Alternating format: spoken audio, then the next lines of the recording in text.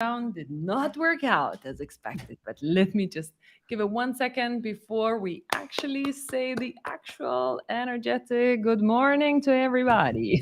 Just 1 second. Getting fixed this. So going live. One, two, three. Yes, we're live. Now it's Perfect. rolling. Perfect. So now we can do the good morning thing. Good morning, Sarah. Hello, Good everybody. morning, Laura. How's it going? Very good. Thank you. It's the end of the day here. And right after this event, I'm going to the next one, which is called the Fuck Up Nights. Oh, perfect. I feel like what better way to We end your kind of day? started this off in a I good kind of wish I could just way. end my day after this at 9 a.m. and also go to that, but Exactly. No, this is so nice to have you on the show. And everybody who is listening to us today, feel free to post any questions in the chat. We are going to be picking them up one after each other or in the sequence that fits the conversation. And for today, we're going to talk together with Sarah about chatbots versus form submissions. But before we do that, Sarah, could you give us a short intro to yourself? yeah, absolutely. So my name's Sarah McConnell. I'm the VP of Demand Generation at Qualified. I've been with the company for about 3 years now, I think. So, and before that, I was using conversational marketing well before I joined. So I've been in like the chatbot conversational space for many, many years now. And it feels like it has been software that companies have been using for many years. I actually used to work in a call center before. So it's like before Ooh, chatbots, they used to be yep. call centers. So you can actually call people. Yeah. So it is interesting because I do feel like they've been around for a long time, but serving different purposes, which makes the market even harder, I guess, to define. Because to your point, there's customer success and like call center chatbots, which is great. But then there's also chatbots that help drive pipeline generation that is more focused on like sales and marketing. So just depends.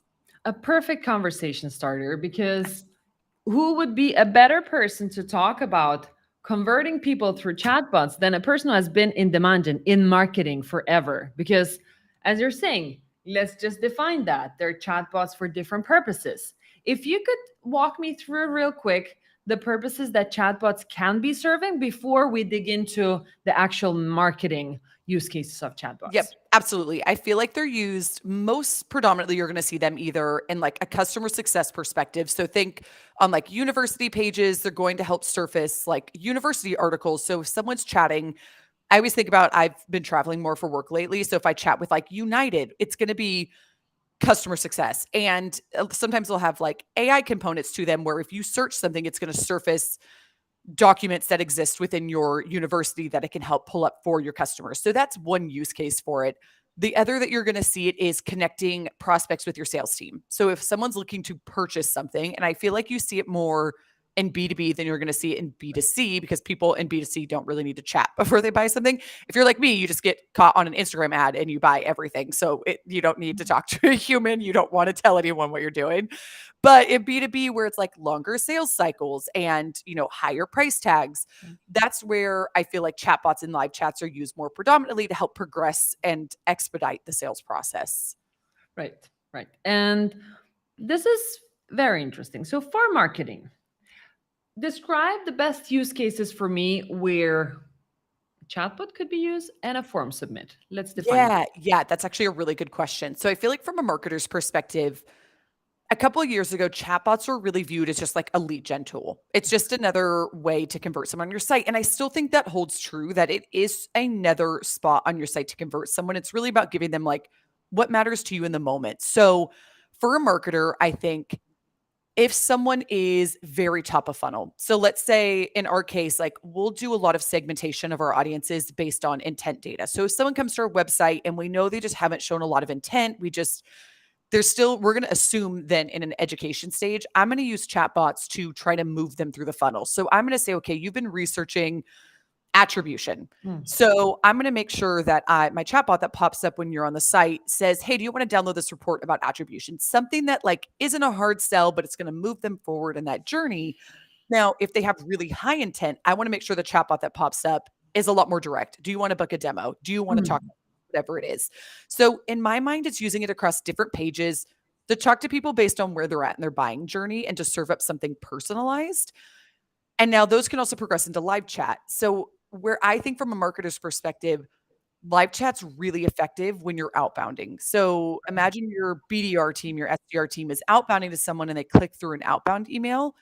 If that person is there to greet them on the website in the moment that they land with a chatbot and a live chat, it's super duper impactful. On the flip side, forms, no one's getting rid of forms. Like, I think we could like say Yeah. all day long. Like, I used to be like, oh, get rid of your forms, get rid of your forms. But like, they do serve a time and a place. For me, forms are great for like event registration. We'll Yeah. use our chatbot sometimes, but like event reg, people just want to like drop an email, register, bounce.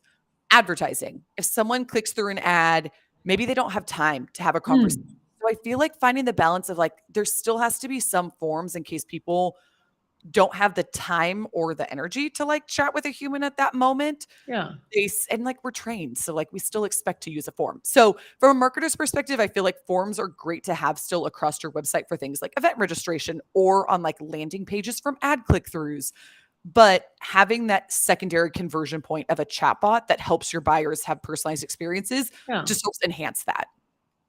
That sounds really cool. And honestly, myself, I don't often like fill out a form on a chatbot. Most of it Yeah. is in the form, but walk me through, how do you figure out if, okay, we decided we want to need a chatbot, but how do you Mhm. figure out where the prospect is in the customer journey to figure out how personalized should we roll this Yeah. conversation? A couple different ways. So qualified specifically, we do it through integrations, which like most chatbots you're going to have are going to have integrations. Ours specifically is really deep on Salesforce.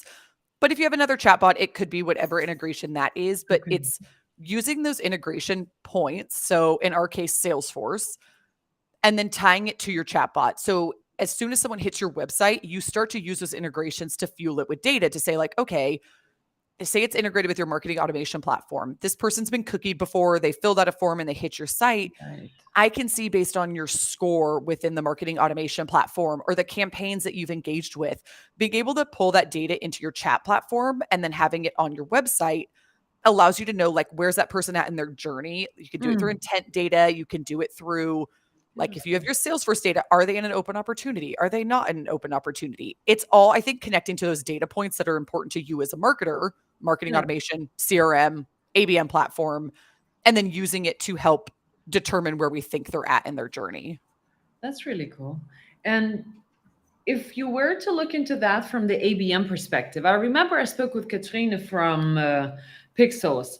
They Yeah. were using some chatbots parts for like really ABM part of the journey, where it would even say like hello role or like even change Yeah. some pieces of the chat. How can you use that for ABM? Yeah, so in the exact same way. So we actually run some really fun ABM campaigns that are like that, where if we have a really small targeted account list, say like we pulled out 200 accounts that are like must have hottest accounts.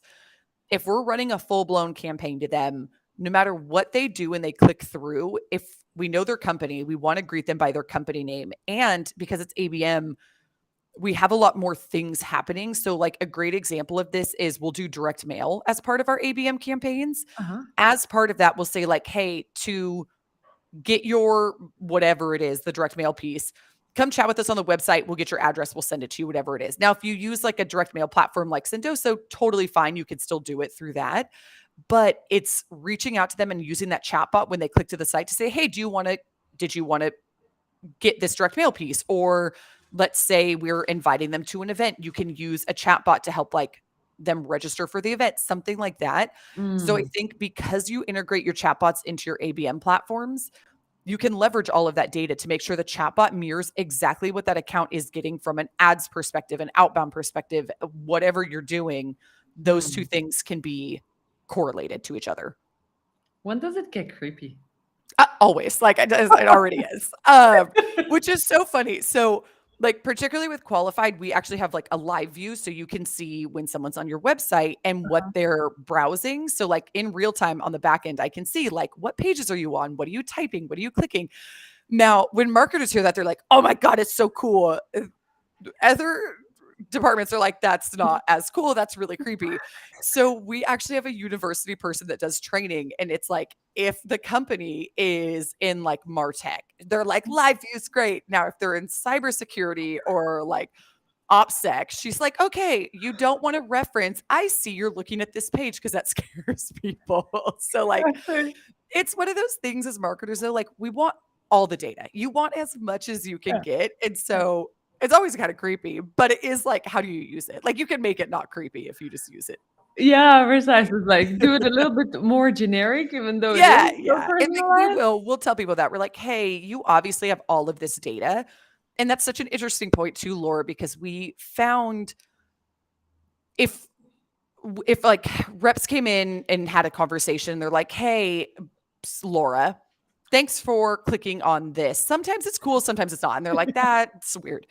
Instead, what we found is like referencing things, not even referencing it, but if you have all that data and we're like, hey, Laura's really interested in attribution, jumping into a conversation saying, hey, Laura, I have this white paper on attribution. Is this something you'd be interested? You don't have to say like, I see Yeah. you're interested in this. You can just use it to help Yeah. inform the conversation you're having. So there is some like nuance to it. It does involve like we do a lot of training with reps, and that's like part of our product onboarding to make sure people are using it the way they want their business to use it because everyone's different. Yeah, exactly, exactly. And then we're pivoting a little bit to the conversations like where in the pipeline stages should you be using chatbot for the best conversions? Yep. I think lower funnel works great. And like I mentioned, the way we'll typically run through a sales cycle, and I know every buying journey is a little different, but this is just what we see, I think, most consistently. Someone might come in early stages to mid stages where they're doing some evaluation, some research, and they might fill out forms to download maybe a really high value piece of content, or in our case, like we don't gate content. So it's like register for an event. Once their intent score gets high enough, so they've been on our website, they're doing a lot of research, they're registering for an event, whatever it is, their intent score reaches a high enough point that our outbound team starts outbounding to them. And when they click that outbound email and come to our site, that's where like a live conversation is really important, where they're like, hey, I'm the rep who sent you that email. Let's have a conversation. So I think those early to mid stages, like chatbots, forms, but like live conversations when they're showing high intent, which like clicking on an outbound email, that's the highest of intent because that doesn't Yeah. happen very often. Or the other one we've noticed, deal cycles. If someone's Uh-huh. in a deal cycle and they're on your website, our AEs want to talk to them. Like, say someone's in an open opportunity and they're on your privacy policy page or your terms of service page, our reps want to be in that conversation and be asking questions and saying, how can we progress this contract forward? So, beyond just generating pipeline, it can be beneficial from a live chat perspective to progress deals forward. For me as a salesperson, the part when somebody clicks an outbound email and then you do the personalized stuff is really interesting. Yes. How do you notify your salespeople in that so they can just jump We instantly? do it. Qualified in particular does it a few ways, and most chatbots will. So if you think about any of them on the market, I'm going to say it qualified specific, but no, if you're listening, it's probably going to be the same.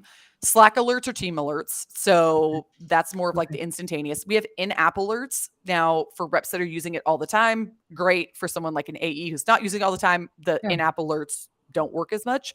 So really it's like the Slack and Teams alerts. And then we'll also send emails. So like it can go a few ways, but in my mind, that instantaneous, it's going to be Mhm. the Slack type instant alerts. Yeah, because well, speed matters there Yes. because somebody's Yes. in and somebody's out unless they Yeah. leave the page open as well, and then Yes. it Yeah. gets a little creepier. Okay, yeah, that's very interesting. And then in order to be able to optimize your website for better conversions, all in all, walk me through what do you as a demand gen manager director think that are the best ways to proceed your pipeline besides chatbot? Yeah. I think for me, the biggest thing is giving them as many conversion points as possible. So there's been like the long debate of chatbots are just forms in a different form. And like, yeah, that's 100% true. You can use them just like a form. But if you think about where everyone, we've kind of mentioned earlier, everyone's different in their buying journey. So where they're going to convert is going to be different. So if you have only one option, like a form, great. It's going to get used when people are really high intent or whatever it is. But everyone's going to interact with your business different. So for me, it's having forms where most people would anticipate them. Event Yeah. reg, a schedule a demo, a contact sales, like your normal, like high value conversion pages. But having that secondary conversion point of a chatbot on things like your pricing page Right. or whatever it might be, that I think is just giving you more avenues to pipeline. And it is a numbers game. Like the more options you give them, you're just going to have better odds that they're going to Yeah. convert. Now, something that Qualified offers that I think is beneficial for like me as a demand gen person that I use a lot with forms is the ability to pop up like meeting bookings when someone hits submit on a form. So for Uh-huh. us, it's like you've hit submit on a form to schedule a demo. If you're in my ABM campaign, I'm not going to go back and forth with you on email. I'm going to pop up that rep's calendar in that moment on the website so you can book time. So going back to your like, it's about speed. And I'm going to Mm. put as many conversion points as I can across my site. Now I'm going to try to make them relevant based on Yeah. who they are and what they're doing. But I'm also going to fast track anyone who I care about to the sales team as fast as I can because Yeah. there's like all this data on they'll just buy from whoever responds first. And it's doesn't matter how good or bad your product is. If you respond first, a lot of times like you get the deal. So That's it's right. all about just, yeah, expediting it to the sales team.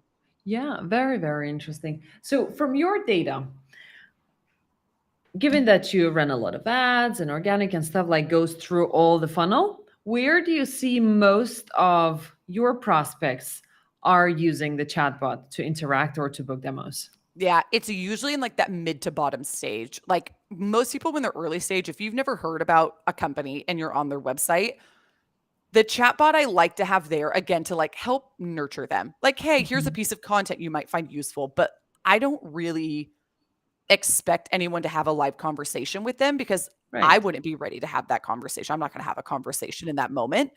So they will sometimes engage with the chatbot if you offer something of value to them, like a piece of content or whatever it might be, but not as frequently. Now, once they've come to the website 5 times, 10 times, they're really starting to show like, okay, I'm doing my research, I'm gathering information. Mhm. That's when that chatbot and that live chat function becomes a lot more useful because then they're more willing, okay, I've answered my own questions. I've done my own research. I've validated I think this is something is worth looking into. Now I'm going to talk to a person. Right. Very interesting. And that also complements a lot what marketing is doing and gets marketing and sales much closer together. Yeah, Out that of is that Yeah, is a yeah. big thing for me. It's like marketing and sales alignment. So with there what I like about a chatbot just personally, again, I've been doing this for a long time, is the ability to branch people off of them based on Mhm. information they've given. So if someone's using a chatbot and they enter in that they're from, I don't know, a company that doesn't exist in Salesforce, that's a great example. I'm not going to route them to my sales team right away. I'm going to say, thanks for submitting your information. We'll get back to you because we're not really needing speed to lead in that instance. Now, with the form, I can't do that. Anyone who wants to fill out a form is going to fill out a form. Like, I can't stop you from doing that. Chatbots give you more functionality to divert people away that don't match your ICP and alternatively make sure those that do match your ICP get routed quickly to your sales team. So what I found from a sales and marketing alignment perspective is sales trust the leads I'm giving them more because Mhm. I can weed out the bad ones and it's not just like only 5% of form fills match our ICP or whatever it is. So sales wants to work leads that are good. Like they don't want junk leads that don't match their ICP. So I can help with that through chatbot like segmentation. That's very interesting. And yeah, Yeah. please give me the next In sales, you're like, yes, I don't want. question. And Please. then marketing comes and they're like, I've given you 300 leads. What happened? And you're like, they're all terrible. Thanks. Exactly. But from what you're explaining in the process of who is it that you're funneling over to sales or who's not, how much of automation is there in the chatbot itself and also in your work with it as a marketer? Yeah, most of it's automated. So, like in our case, we're going to do it through marketing automation in Salesforce. So, if someone converts on a chatbot, like it's going to use your routing that's already built into Salesforce as an example. Like I don't need to do anything. It's going to do all of that for me, which is great. Now we can override that and build our own routing. But for the most part, like I'm just going to use my Salesforce routing because I've already put a lot of effort into that routing for my sales team. And then we can do from a marketer's perspective, we can push straight into campaigns in Salesforce or in your marketing automation platform. So if someone comes from an ad click through and we know it, I can push them into a campaign that says like LinkedIn ad click and I can start to track like ROI of like influence pipeline through those campaigns. Now, the caveat there is they have to convert, or they have to be cookied for me to know who they are Yeah. first. So but it still helps with the automation standpoint from a marketing perspective. I can get them into the campaigns that I need to use to measure. And then from a sales perspective, they trust like it's going to automatically route them the reps or the prospects that are from their owned accounts. That's a very interesting use case for marketing to prove their value as well of quality pipeline. Yeah, yeah, it is. It's helped a lot from like previous roles that I've been in just to I feel like the pipeline that we drive through our chatbot is just and like it shows in the data if we look at win rates and sales cycle length and average sales price, it's always higher because I think it gives reps the chance to do discovery in that moment. Hmm. And so by the time someone progresses through, like if someone's in a live chat or a chatbot and you can qualify them, you almost skip the steps of like MQL to SQL and all of those things. It's like they went from unknown to all of a sudden they're like qualified SQL and they're like over to the sales. Now they're in SAL. Like it just progresses things faster. So it makes the deal cycle faster, which sales likes. That's really nice. Are Yeah. there, I mean, I would love that. In terms of other use cases that you have seen chatbot being used besides the form submit, could you entertain us with some exciting use cases that people might have overseen chatbots for? Yeah. So one of the ones that we've used it for, like I kind of mentioned event registration. We use our chatbot to help people register for a particular type of event. In our case, we do a wine tasting that is like demand gen marketers. We get them together. We've been doing this for like 2 years now since COVID, and they're really popular. But we send you wine. We get into an hour-long call on a Friday at like 2 p.m. Pacific time, which people love to drink at 2 p.m. I like to drink at 2 p.m. on a Friday. And we'll have a winemaker there. They talk about the wine, and then we do breakout rooms where everyone can just use the networking to like run ideas off of each other. Uh-huh. What are you seeing in the market? Anyways, for that, we can't use a form because we can only ship to people in the US and Canada. So I can use the chatbot to weed people out before I ever capture their information. So the chatbot pops up on the page, says, "Hey, do you want to register for a Taste of Qualified?" They say yes. Now we can tell using the product what location they're in, but we'll ask and say, "Are you located in?" And we have a button. It says US, Canada, other. And if Uh-huh. they hit other, it just pops a message that says, "We're so sorry, we can't ship outside of the US and Canada." So now I don't have to email these people and be like, "I'm really sorry you gave us your address and now we can't send wine to you." And then it'll go through and say, "It looks like you're in California. Is that right?" And you can hit yes. Instead of like entering in all that information, it like helps guide you and make it easier of just like yes, no options. Yeah. So I love using the chatbot for that, mostly because I can help disqualify people that we just can't ship Yeah. wine to. So that's one use case that I've used pretty frequently. The second one these are all marketing use cases. Yeah. I'm Yeah. I love obviously very that. biased, is at events. So we've been doing more in-person events again. I know you've been going to a lot of in-person events, Laura. I've been seeing on your LinkedIn. I feel like they're back and I love Yeah. it. So what we've been using is like chatbot functionality and that meeting booker specifically within chatbots to book follow-ups during booth visits. So sometimes at the booth, they're Oh. like, "Hey, this is really cool. I want a demo." Instead of me being like, "Here, I'm going to scan your badge and it's going to take the event 4 days to get us this information. And then I'm going to just upload all of it to Salesforce." Like it takes time. Yeah. Is I just have a laptop there and I say, "Hey, why don't you go ahead and use this chatbot, enter your email in." Now, all they do is enter an email in. All the automation on the back end of Salesforce says, "Okay, here's the account owner, here's the SE, whatever it is."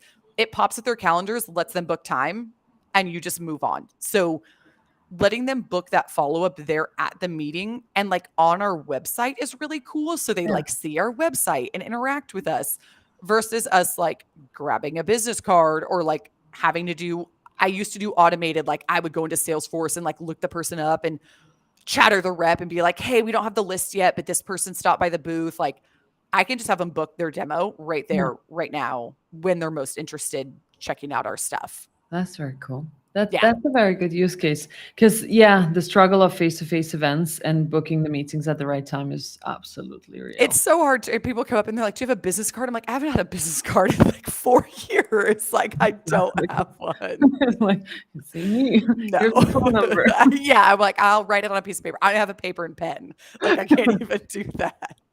Precisely. I would like to ask the people on the audience, if you have any questions, feel free to pop them up, because we are about to round up the half an hour of this call, and we can entertain each other with fun stories for marketing, but we would also like to give back the value for you that you would like to learn more about chatbots, or give us a wave and say, I'm here and I use or don't use a chatbot, at least so we know that somebody is listening back to us. Cool. And while we're waiting for that, let's I'm thinking it would be interesting to learn about more use cases of chatbots themselves, but for me, the automation part is very interesting. Yeah. So, kind of, where does the automation comes in most handy for getting chatbot in? Because, okay, my thought process going wild. So we've got AI. Everybody's talking, oh, Yep. AI is going to Everyone. change us. Then we've got the automation part that picks up a lot of data from Salesforce and a lot of places so it can help you customize your chatbot. So, how do you use that automation in order to be as specific as possible for people reaching out, and maybe even not having to go and post and write back, and maybe AI to do some of the stuff? Yeah. So that is a great use case for it. And like going back to the like, when is the right time? I've found if someone is earlier stages and like we have some product functionality that's coming out, because to your point, AI is obviously everywhere at this point. So things that help your reps not have to spend as much time in like a chatbot or a live chat. So like we can use AI to say like, hey, what's the first thing I should send to this person? Or like changing the tone of the messages that you're sending. Like those are things that AI can help with. Yeah. Or a lot of times, like if you think about chatbot in general, just from like an automation standpoint, it's not AI, but it is automated. Like we're going to say like, hey, you're hitting this point, like we're going to branch you off and like we're going to push you down a specific spot.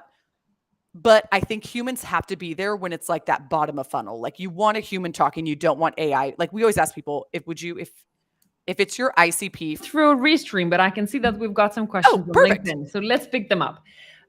We've got a question about, you talk about chatbot, but also about human talking through a chat tool, which is different systems. Yep. I would be interested to know about how to create chatbot scenario based on the buyer journey. We spoke of that a little bit, but Yes. let's condense the conversation Yeah, about that's chatbot such a good versus human. question. And I do feel like I'm really guilty of conflating the two because in my mind, like chatbot and live chat are just obviously they're not the same, but they just go hand in hand because one just sort of like evolves into the other and they complement each other. But say you're just using chatbots, which a lot of our customers will start with. They're like, I don't necessarily trust my reps to jump into a live conversation yet. Like they need training. I think going back to the buyer's journey is whatever data you have available to you through your systems, your CRM, your marketing automation, ABM, whatever it is, making sure the chatbot is personalized to that. And I kind of mentioned it earlier, but if they're early stages, like whatever your data is telling you, they're early stages, you want to make sure that chatbot offers something value based, something educational based. Now, you want to change that chatbot. If someone has been on your website 100 times, they're cookied, you know who they are, they've been on every page on your website, you know all of this information. Your chatbot should pop up and say, hey, do you want to book a demo or talk to sales? Like there should be no other options you're giving them other than like book a demo. Yeah. But alternatively, if you think if your chatbot says book a demo to someone who's on your website for the first time, you're not going to get any engagement. And you're like, dang, why is that not working? So it really is trying to offer value top of funnel and then bottom of funnel offering conversion points. Like you want them to convert and book a demo. Love that. And And you don't need a especially, human for that. It's just all done through like the button. They click a button, says book a demo. And then all of a sudden it reads on your back end. It says, oh, here's the account owner. And it's going to book time with them. Like it's just that fast. this is so perfect. And I think that you've got possibly either a client or a very, very raving fan from Sin who loves this. Perfect. I love this. This is a very good use case and so on. So Gaussium, yes, we love this. And Morton, it's not a question, it's just a little tiny ask. When are you Love it. shipping wines to Europe? Oh my gosh. I hope soon. We work through this like wonderful vendor and they do it here in California. Like that's where she ships all the wine from. So eventually when budgets open up, hopefully. I know I've said that. I'm like, we don't ship it. I'm like talking to you over in Europe. I'm like, sorry, Laura, you can't have wine. Oh, I mean, it's a Wednesday, but it could Yeah. have been a wine conversation as well. It's also like a timing, unfortunate. Like I'm based in California, so I'd be drinking really late at night. Although worse things have happened. I don't know. Exactly. All right, Sarah. It was a blast. I really loved the conversation. I've learned a lot, actually. To be honest with you, for me, chatbots usually are the annoying parts of the Yeah, because yeah, like, yeah. get That pop away. up and you're like, just go away. Like exit, Exactly. exit, exit. I want to read the stuff that I came here to read for. But if it is tailored and it is there, it's like, oh, seems like you're lost, or seems like it is the number 97 time you're on the website. Do you actually want to talk to a Do you human? have a Yes, question? please. And to So your point, like have a form too. Like I think the whole like crux of this conversation was chatbots are beneficial, but like you're also going to have your forms there for someone who's like, just let me read the stuff and I'll convert when I want to convert. exactly, exactly. This is perfect. Thank you so much for the conversation. Thank you, everybody, for listening. We're going to meet next time, next week again. See Perfect. y'all. Thanks, Laura.